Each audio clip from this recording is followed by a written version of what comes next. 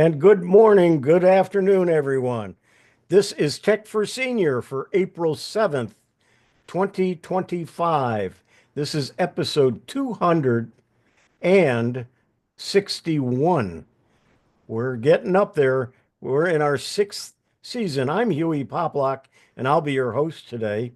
Ron is normally the host, and I'm the co-host. We switch roles on the first Monday of every month, so Ron can have a little time to himself over the weekend, and I can be here. So if for one reason or another he can't make it, I'm ready to roll and continue on with the program. So uh, he's here, and we'll be talking to everybody in just a minute. This is a 1 hour show about technology, and then we have Q&A at the end. So some of you you go away at the end, and some of the most interesting stuff is talked about in that Q&A. Today, of course, Bob will be talking about his Tech Talk and Beyond. Then I am going to talk about Notebook LM, and I'm going to illustrate how you can use it. I'm not going to be describing it. I'm going to actually show you. And then Chris isn't here, but she left us a video to play. We're going to talk about photos, using photos, making animated GIFs. And then I'm going to do another one, which is about Find Me using a website called Linktree. And then Mike will be doing the music outro and then our Q&A. So let's say hello to everybody. Ron, go ahead and unspotlight me. And let's say hello to Ron. How are you today? The birds are treating you well, I guess, huh? Yeah, they are. Yeah. Had a lot of fun with the app and yeah, otherwise enjoyed my weekend off. So thank you, Huey, for doing a great job. And Bob G, Good how are you morning. doing today? Still cold here. I wish the spring would finally settle in and actually get ready and get us summer. I hate the cold weather. Oh, I do too. Uh, we finally are hit our springtime. It's going to be 85 today with thunder showers, and it only goes down to the high 60s at night. So that's the weather I kind of enjoy. Mike Leaman, how are things in the eastern part of Canada?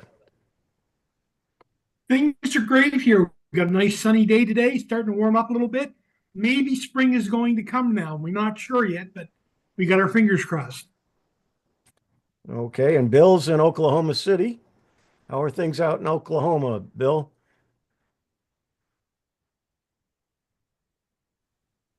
He's attending the dog, I guess. He's here. And then Chris is not. They're preparing to make their move from South Florida to be on a ship, cruise ship, full time. Now, that should be a lot of fun. And so thank you, everyone, for attending.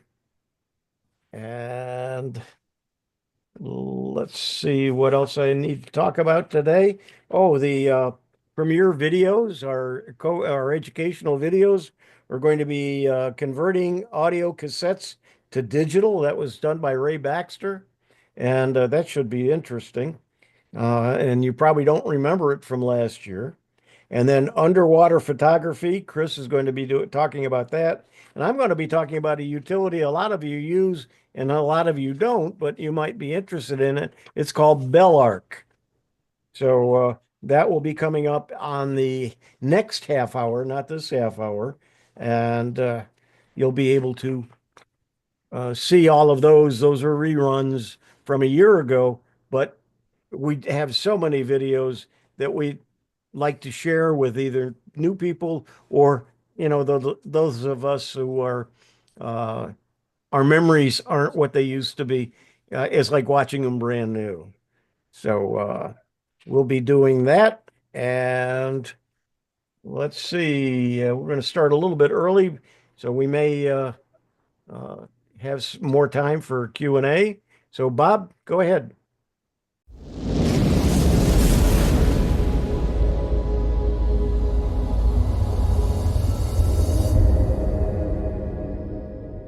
Here's my Tech Talk and Beyond for the week ending April 4th, 2025. This week's topic, Beyond Smartphones, the next must-have personal tech device.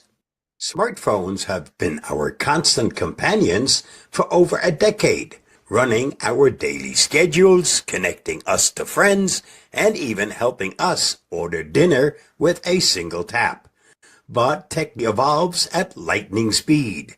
Now, new contenders are emerging that could reshape personal computing or even replace the smartphone as our go-to gadget. Here's a look at the technologies poised to make waves over the next few years. Number 1. Augmented reality, AR glasses. Why they matter. Imagine getting turn-by-turn directions, incoming messages, and real-time language translations all projected in our field of view without looking down at a phone. That's the promise of AR glasses. Apple Vision Pro preview. Apple's highly anticipated foray into spatial computing, Vision Pro, is launching soon, though it's more of a high-end headset than simple AR glasses. Still, it's a sign that major tech players are investing heavily in head-worn devices as the next computing frontier. Next steps. In the next 2 to 5 years, expect leaner, lighter prototypes with improved battery life and integration with everyday apps. If they can nail style and affordability, these devices could take off much like the first smartphones did. Challenges to watch. Battery life. Social acceptance. Is it weird to wear these indoors? And privacy concerns. AR glasses that discreetly project content onto your eyes raise questions about filming or scanning the environment without others noticing. Number 2, mixed reality and headsets. Why they matter. Mixed reality headsets blend virtual elements with the physical world, letting you interact with 3D holograms or digital objects in real space. They can be more immersive than AR glasses, potentially replacing everything from computer monitors to TV screens. Current examples. Microsoft's HoloLens has carved out specialized roles in engineering and healthcare. Meta, formerly Facebook, invests heavily in VR headsets, though it's pivoting toward more AR/MR capabilities. Future outlook. Over the next few years, the hardware becomes sleeker. We might see devices that combine the convenience of AR with the immersive aspect of VR, giving us an entirely new way to compute, work, and play. Challenges to watch. Cost is high. Headsets can be bulky, and all-day wear isn't comfortable for everyone. However, incremental improvements in comfort and clarity could push these devices further into the mainstream. Number 3, advanced wearables, wrist, ring, and beyond. Why they matter. For many of us, the smartwatch already takes over tasks once handled by phones, like tracking steps, paying at stores, or delivering notifications. But there's more coming. Smart rings and wristbands. From fitness tracking to contactless payments, rings and wristbands could grow more powerful in the next few years. Some companies already offer devices that measure heart rate variability, skin temperatures, and more vital data that might help us manage stress or detect health issues early. Biometric security. New wearables will likely include advanced sensors that can read not just your pulse, but your unique biometric profile. This could mean easier, more secure authentication, potentially reducing the need for passwords or lock screens. Challenges to watch: battery limitations on very small devices and ensuring data privacy. Medical level data collection is a hot topic for regulators. Number 4, voice first devices and virtual assistants. Why they matter. Voice assistants like Amazon's Alexa, Apple's Siri, and Google Assistant have become widespread. As AI gets more sophisticated, voice commands may become a primary interface. Home and office integration. Smart speakers, thermostats, and appliances that respond to voice commands have turned entire living spaces into interactive tech hubs. Over the next 2 to 5 years, improved natural language processing could make voice interfaces far more intuitive, reducing the need for a phone in hand. Wearable voice interfaces. Imagine a small clip-on or earbud that listens to your commands, transcribes your notes, and accesses all your apps seamlessly. If it's robust enough, you may rarely need to look at a screen. Challenges to watch. Privacy concerns, always on mics. Accuracy of voice recognition in loud environments, and user comfort with speaking commands in public. Number 5, neural interfaces, early stages. Why they matter. Brain-computer interface technology is one of the most futuristic frontiers. It promises a world in which you could control a device with your thoughts. Current progress.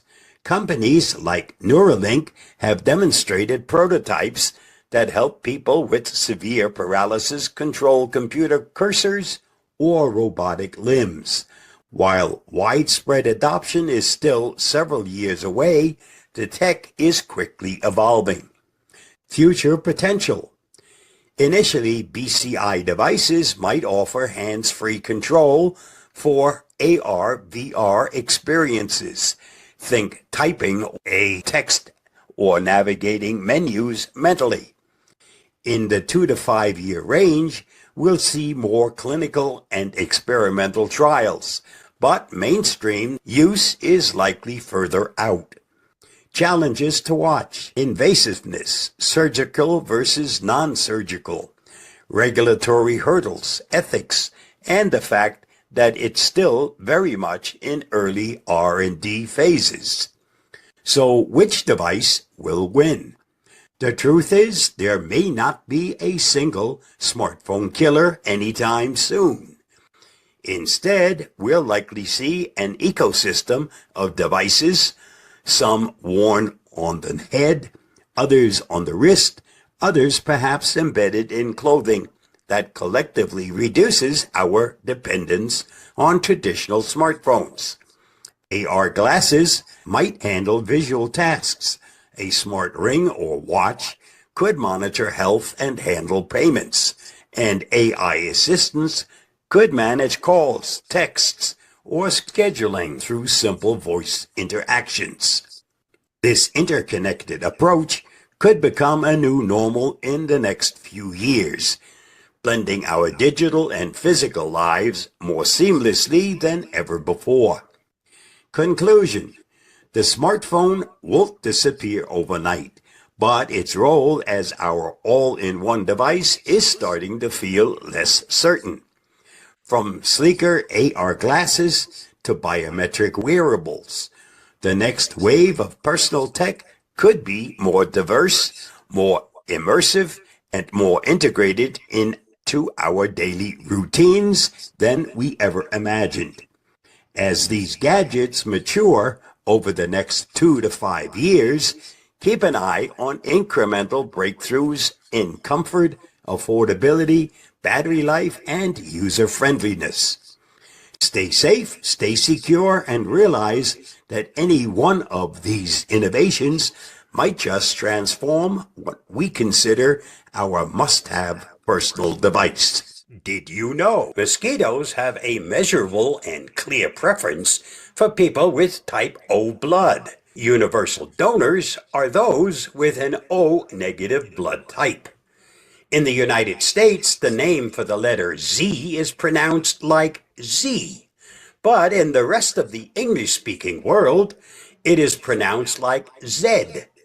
Now you know why Ron sometimes sounds funny to us in the USA when he talks about the letter Z.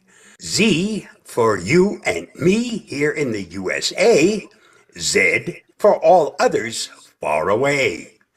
The weekday that falls most frequently on the 13th day of the month in the Georgian calendar is Friday. On average, there is a Friday the 13th approximately every 212.35 days. Just thought you might like to know. At the moment of truth, there are either reasons or results.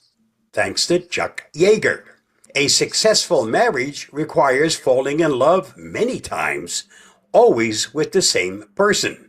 Thanks to Mignon McLaughlin. I personally just never fell out of love with the person I married 65 years ago.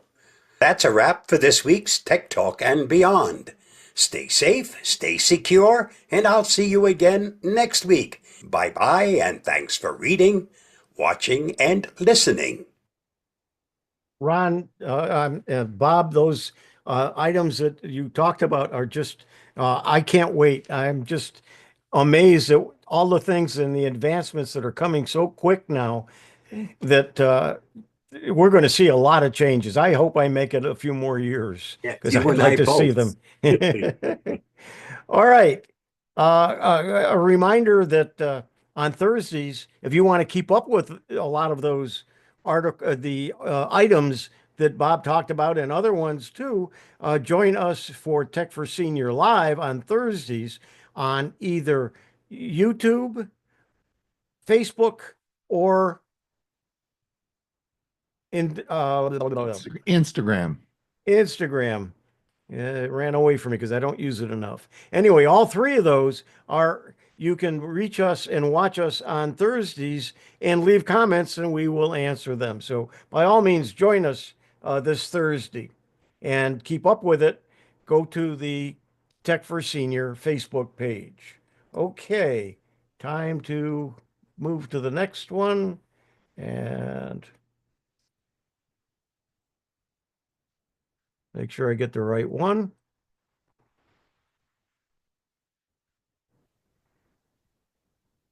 Notebook LM in action. I'm Hewie Poplock.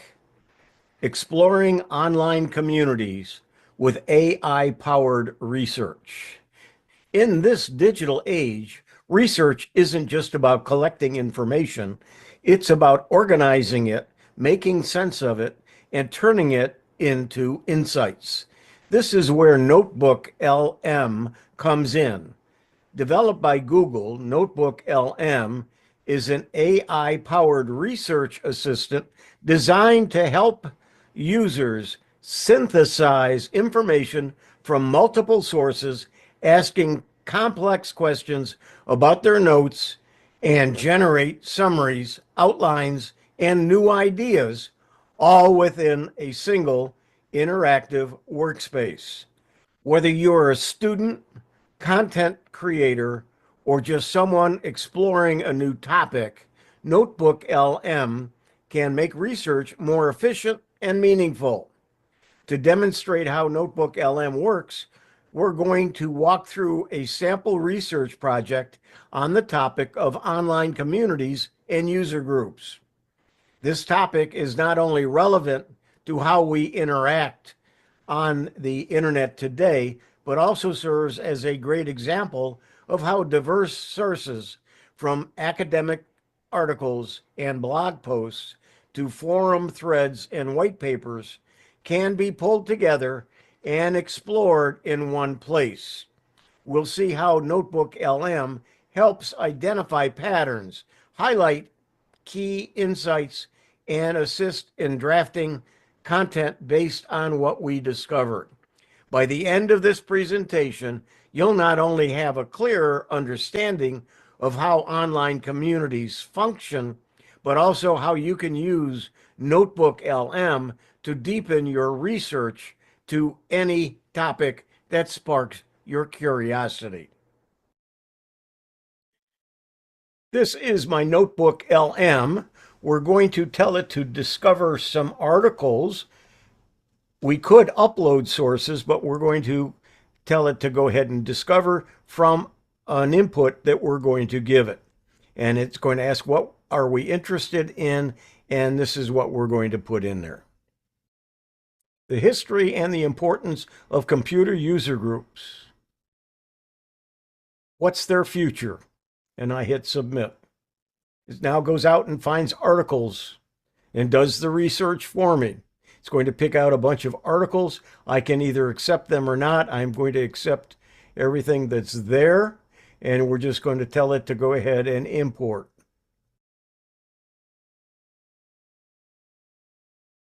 It's going out and finding articles, whether they be pages or PDFs. There are 3 there that they couldn't find, and so they just marked them in orange. So they did find 10 sources for us for our article. Now, besides finding the 10 articles, it gave a paragraph that's a summary of all of the information in those 10 articles.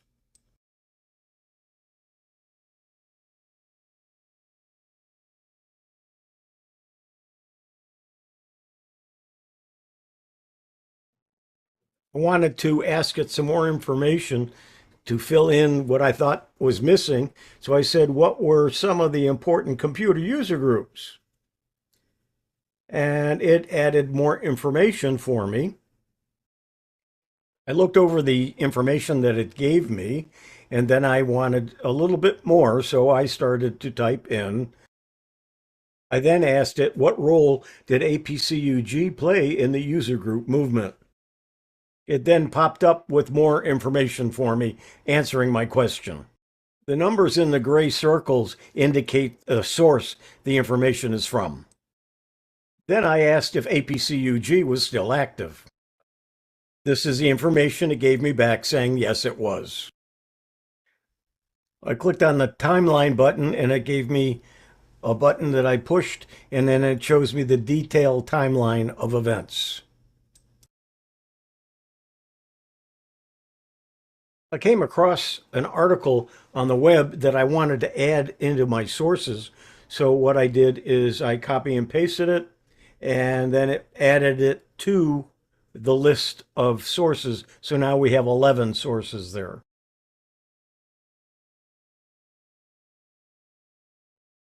I found another article and I added its URL, and it added it to the list.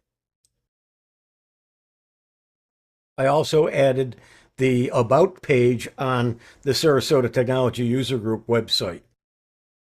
I asked it to update my results since I added 3 more articles to my sources, which it did. Notebook LM can also create a podcast with 2 people discussing, a male and a female, discussing the information that's contained in the notebook. And we're going to tell it to create it right now. It takes a while to create it, but it's 24 minutes long, so we're certainly not going to play it right now. I then told it to create a study guide, which it did. Here's what we got when I opened up the study guide.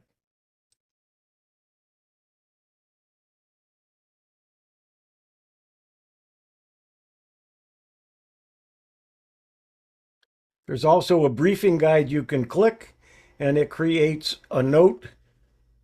Let's take a look at it.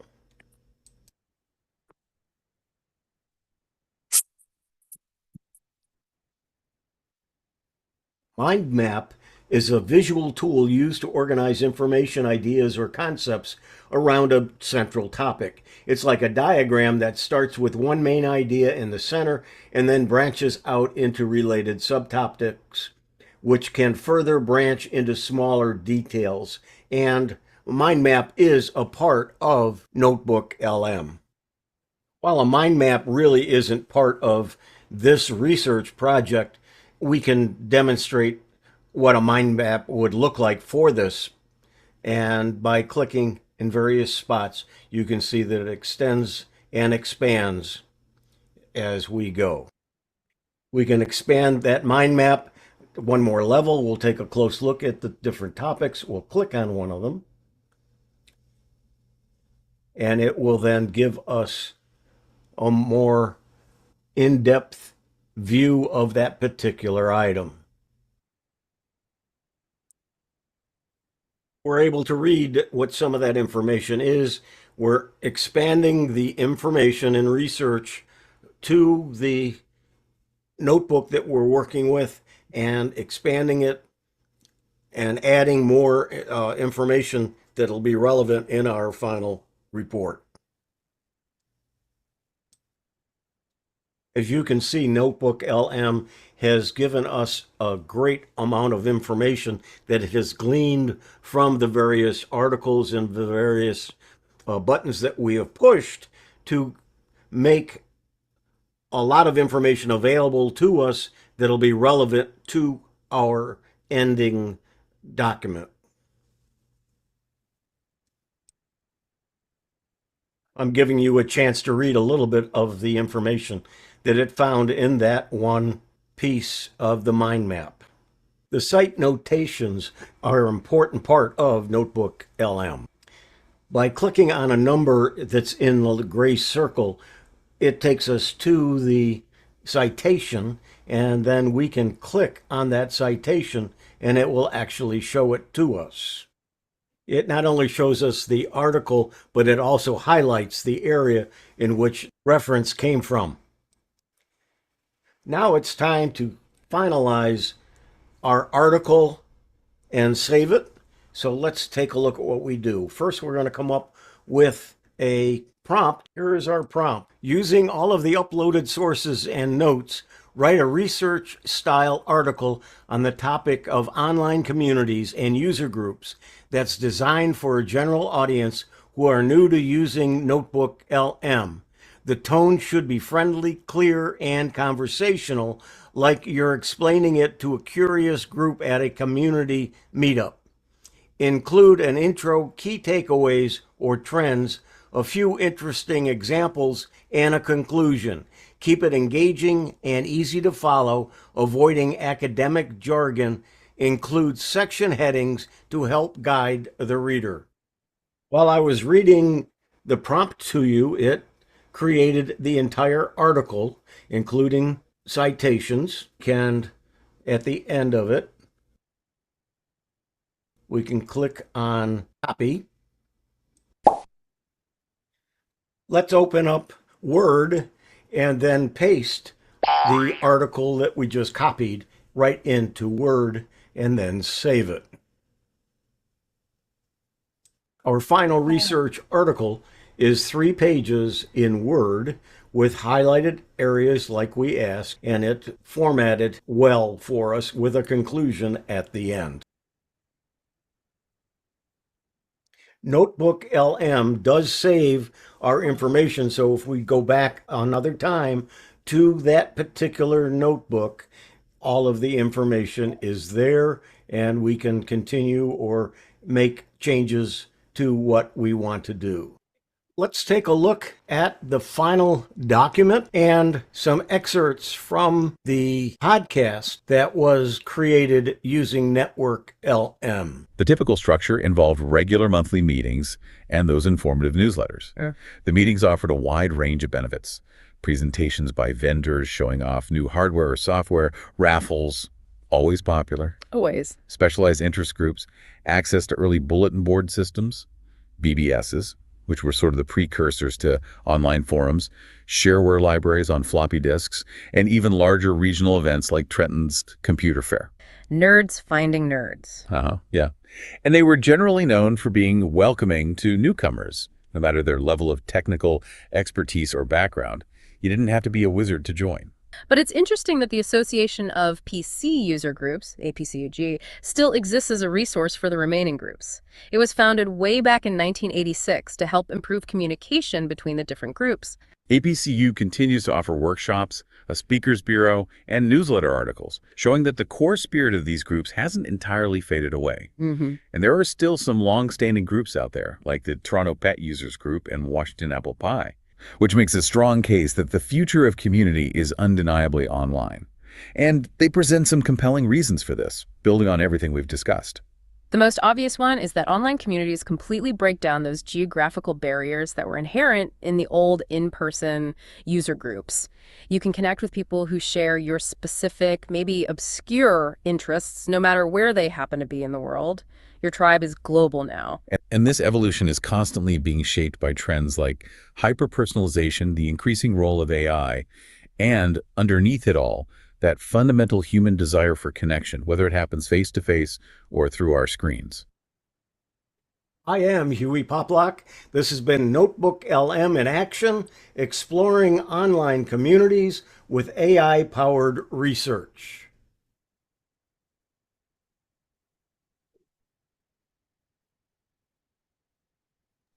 I thought I'd show you by example of how I used Notebook LM to further understand of what it is and how it works. It's an amazing, amazing program, as you can tell. The last part, you probably noticed that the podcast was playing and then the resulting article was on the top. So you had to read that. That's not what was supposed to be said at the on the top.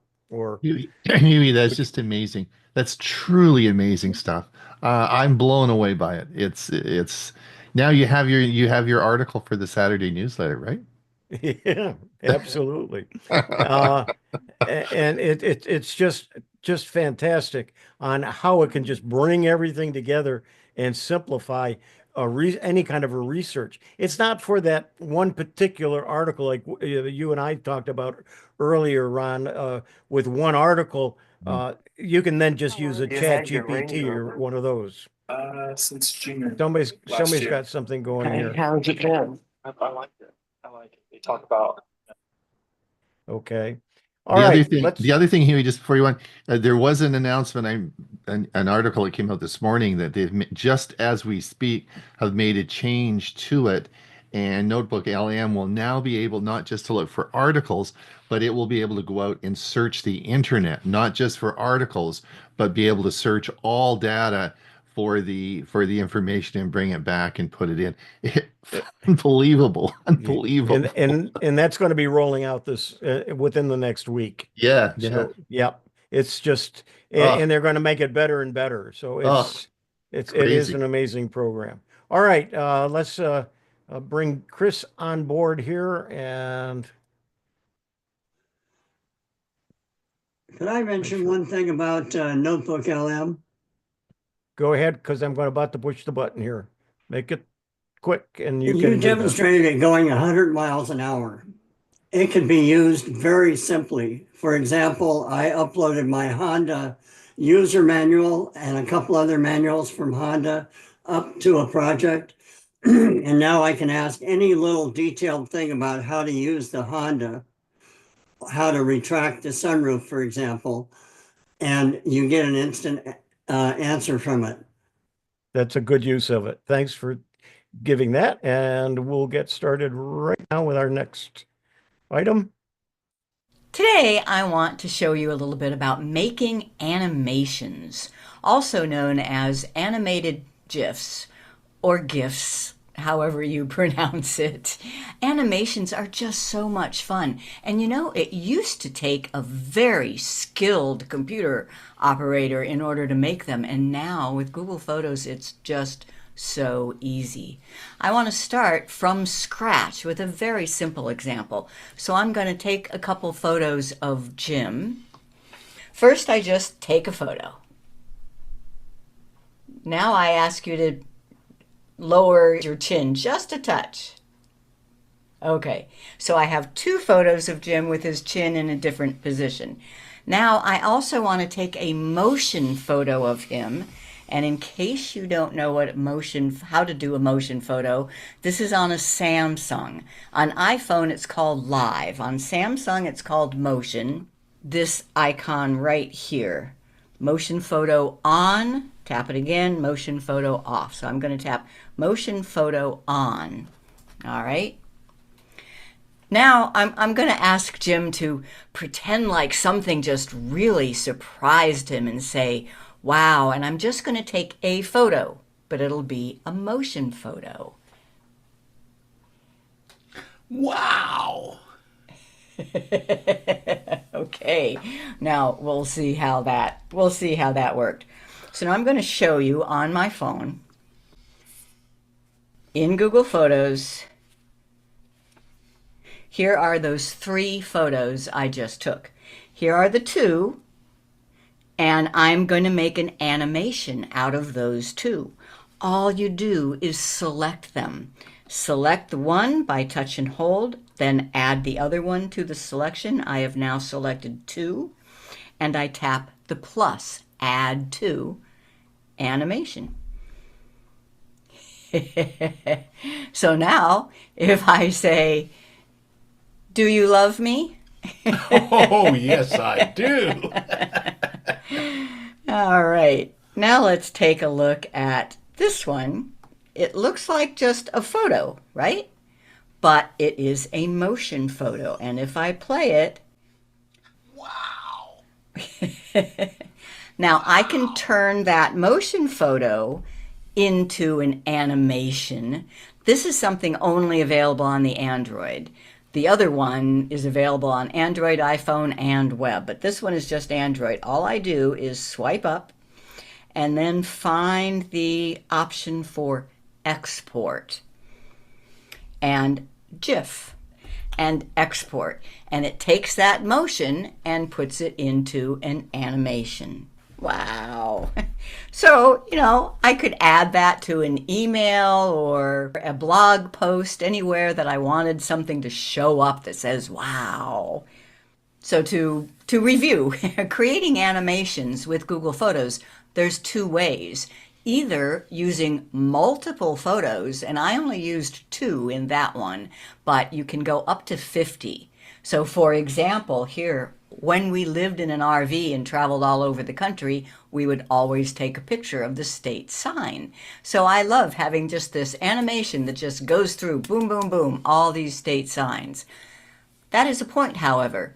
You have no control over the speed or the order of the pictures. So you have to take them. If you want them to be in sequence, they have to be taken in sequence. They are by date and time order. And the second way of making an animation is with a motion photo or a live photo, and you export to GIF. I want to do another example of this. I'm going to use the computer for the multiple photos one. Usually you're making an animation out of a series of photos that kind of tell a story. I'm going to use these fireworks. So I'll select the first one, and I will select that one and that one and that one. That one's already an animation, so I just want that one. I have 5 photos selected. You click the plus and animation. It still just stuns me at how easy that is. Now I want to use the other method. Here is a motion photo. So see, it looks like it's just a photo, but when I click the little play button, it does have motion. In order to make that an animation, I have to use the Samsung phone. So here is that photo on my Samsung phone. It is a motion photo. All I do, swipe up, export, GIF, and export. I now have an animation.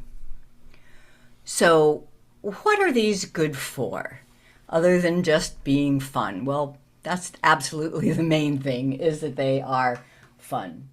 But you can share them. And realize when you put them in an email or you display them on a blog post, they are going to be automatically moving. Nobody has to click anything. They move and they repeat. So I'm going to make one more with multiple photos. This is for our friends at Tech for Senior. They have several different people who present on topics, and I happen to have photos of them. Ron and us and Bill and Ray and Huey and Bob. So I've selected 6. I click the plus and animation. And now I have an animation. Consider this. This could become a signature, part of the signature in an email. If I go to Gmail and compose an email, I can then add that image. I just click on the add a photo, and in Google Photos, there it is, insert. And it comes in full size, but if you wanted it as part of the signature, you could make it smaller. And as I said, nobody has to click anything. It just cycles, it goes through its motion. That picture of the divers going over, let's say I wanted to put that into a blog post.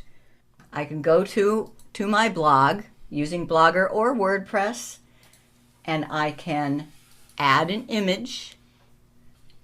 Since I'm using Blogger, it's connected to Google Photos. So from Blogger, I would insert image from Google Photos.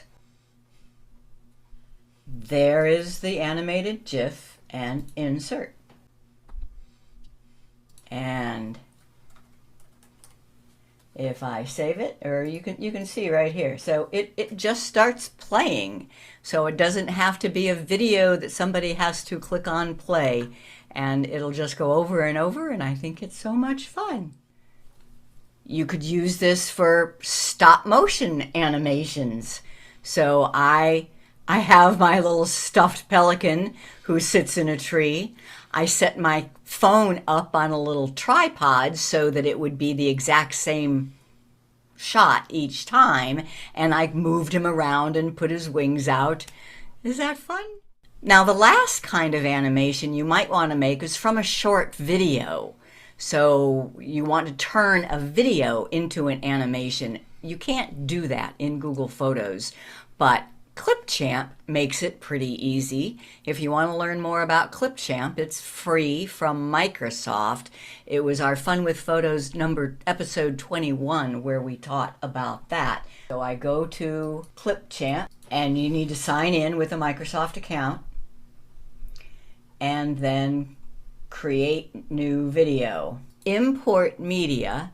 And I have this little short video of Jim getting back into a kayak after we've been kayak diving. And this is something everybody always asks us, how do you get back in the kayak? So let's make the video into an animated GIF that we can post all over the place and answer that question. I've imported the video, I add it to the timeline, and all you do is export to a GIF. Now it says it has to be less than 15 seconds. This one is 16 seconds. I'll just shorten it just a little bit. Export to a GIF. And that's it. When this is done, you have an animation of Jim getting back on the kayak. And if you want to, because it's Clipchamp, it's a video editor, you can add some text. You can change the speed of it. You can also add those multiple pictures and control the speed and the length of an animation. So there is the finished product. Play with animations. It's just so much fun.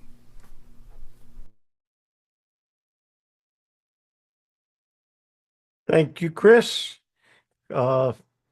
Animated GIFs are fun to use, and now you can make your own. And speaking of putting things in your email signature, let's take a look at the next thing we're going to talk about here.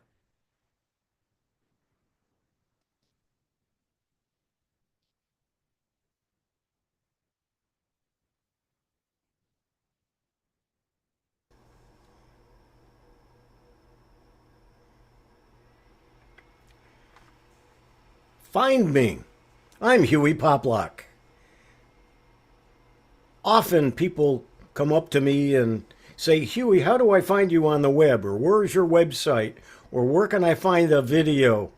And it's just, there's so many places. I don't know where to begin. I don't like to carry a long list, and it makes it difficult. I think I found a way to make it easier, and I want to show you so I can share it with you. Here's what it looks like, although it has different themes that you can use. And I'm going to do a demo of this a little bit later, so you're going to see what it is, how it works, and so on. I just wanted you to see what it looked like and how I could use it in an email. Right beneath my name, I could put just one link, and it would show all of the places how you could find me. The website is Linktree. These are some captures from their webpage. Try the #1 link in bio for content creators. Trusted by over 50 million writers and other people. You never have to change the link in your bio again. Grow your followers across all of your social platforms, sell products and monetize your audience, grow with in-depth user analytics. I'm not interested in all of these. I just want to use the part where I have links to me, and that part of it's free. You can grow your followers across your social platforms. You can sell products and monetize your audience, grow with in-depth user analytics, create custom mini websites in seconds, bring your offline world online with QR codes, or integrate with Linktree with your existing tech. You can use several of their templates to make it look different. Control how your content is consumed with links and buttons. Take fast payments with Commerce Link. Personalize your profile. Integrate with your platforms. Your Linktree works on any social media platform. Instagram, TikTok, YouTube, Pinterest, Twitch, LinkedIn, Facebook, Twitter. How it works? Create your free account. It takes less than a minute to create and set up your free account, or select a paid account if you want for enhanced customizations, analytics, and link types. Make your own custom link tree and connect and grow your cross-channel following. You can start using Linktree in under 1 minute whenever you sign on to it. A Linktree template to suit every brand and creator. I only put a couple up here so you could see what a few of them look like, but there's a whole bunch of them. The pricing, there's free, there's $4 a month, the Pro, and which is $7.50 a month, and then there's the premium at $19.50 a month. I'm just using the free. What I'm going to show you that I use it for is free. And let's do a demo. This is my Linktree page. Let's take a look at it. I've set it up and have several links on it. It's a menu of all of my sites and all the ways to find me on the internet. First, at the top, we can set up my Instagram account, my YouTube account, Facebook, and X or Twitter account. I also have all of these accounts that I've set up. We're going to set up one just a moment so you can see how easy it is. But when I click my YouTube channel, when I click that button, it takes me right to my YouTube channel. If I click Tech for Senior YouTube, it takes me directly to Tech for Senior's YouTube page. See how easy this is to find me. Here's the Tech for Senior website. Again, one button, wherever I have assigned, you can find. Here's my AI news page. So let's see how to set this up. We're going to come up here to go ahead and add something or change something. I'm going to go to my edit page by clicking over here. And they give me an ad. And we'll go ahead and close that. Okay, so here's my edit page. We'll move it over a little bit so you can see it easily. So here are all the links. I have one that I have turned off so you can't see it. If I turn it on, it's then available. We'll leave it on so you can see that. But let's go ahead and add one. And we're going to add the ℎ𝕏.org. All I have to do is click add. It has now put it up here. We're going to say, and it's now ready. So now if we go and hit the backspace here, takes us back to our, now we want to change this to the ℎ𝕏 website, and it changed it over here. But you'll notice that there is a picture or an image associated with it. What we need to do is, or a thumbnail. So what we want to do is come over here and say that we want a classic thumbnail and just click in this box. It now has made it smaller or the same size as the others. We can just close that and we now have the ℎ𝕏. Let's go ahead. So we've now added that to our page. If we click on it, it takes us directly to the ℎ𝕏 website. If someone comes to Linktree at Hewie P, you'll see that the ℎ𝕏 website is here, my Facebook page, and so on. These are all here. And this one we haven't edited, but remember I clicked on it. I didn't know, so I'll go ahead and stop it. But remember, I had it turned off. We'll turn it back off. I really don't want to have it on. I just wanted to have that to show for you. So we're going to come back up here to the top. We're going to say edit. Back down here. And shut that one off. The next thing that we can do is we don't want the ℎ𝕏 at the top, so we can come here and we can just move it down the list. And we're going to put it, I'll put it right after AI News. And so now you can see it has changed it over here where my menu is, and it's at the bottom, which is where I told it to be. There's not much more for me to show you. This is the only part of Linktree that I'm using. This part is free. So now when I have a business card, I am going to put on it just this link. And when I sign my signature on an email, I'll have just that link. And when I do that, then anyone can come here. They'll see this. And remember, I told you up here there's some things. So if we click on the YouTube channel, I've got it set up so that also takes you to my YouTube channel. I'll go ahead and close that tab out. So that's it for the program. I think it's great.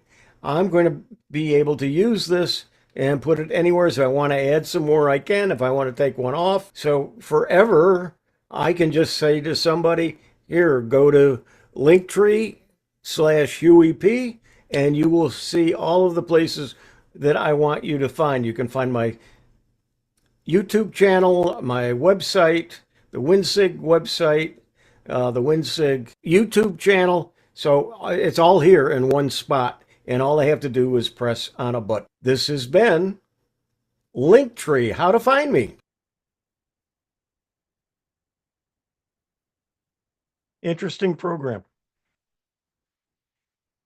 And it's time, Ron, to say goodbye to the people who are on YouTube, in the live YouTube, and we'll close that off But if you want to turn around and join us on Zoom, you're welcome to. So then you can also partake in our Q&A at the end of the show. So hang around. You want to see the Q&A because we'll have some good comments and questions and answers. I'm sure you have quite a few on today's items as well as any others. And Ron, you have turned that off, so we're going to turn it over to Mr. Mike and have him introduce and talk about our outro music. Go ahead, Mike. Okay, thanks very much. I'm not quite sure I can follow up to last week, but we're going to try here a little bit. I follow a YouTube channel called on legacy.com where they go through the obituaries and celebrities that have passed in the last week. And there was one last week who was a musical performer, and I didn't recognize the name. So I went and did a little research. The gentleman's name was, and I'm just going to share my screen here now. Okay, find the right buttons.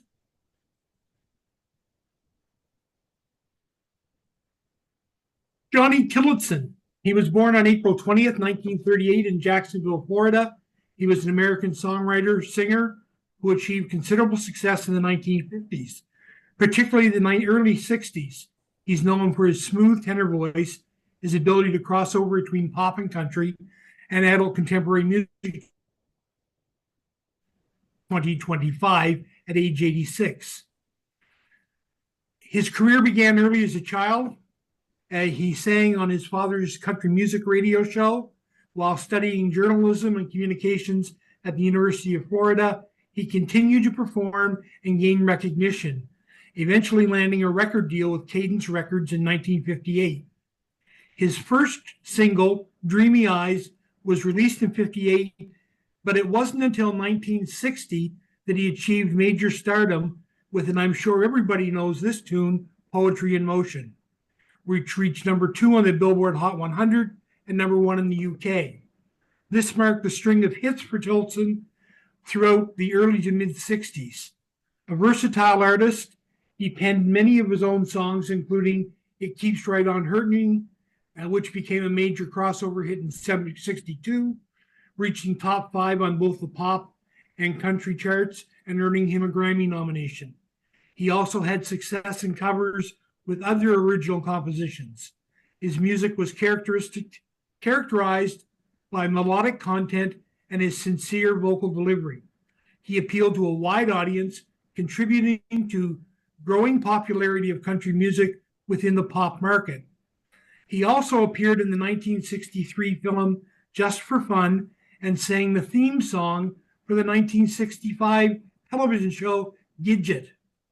Throughout his career, he had numerous singles and albums, charting 26 singles on the Billboard 100. He continued to perform and record on later dates, although the peak of his period chart success was in the early 60s. In 2011, he was inducted into the Florida Artists Hall of Fame, recognizing his contributions to the music industry.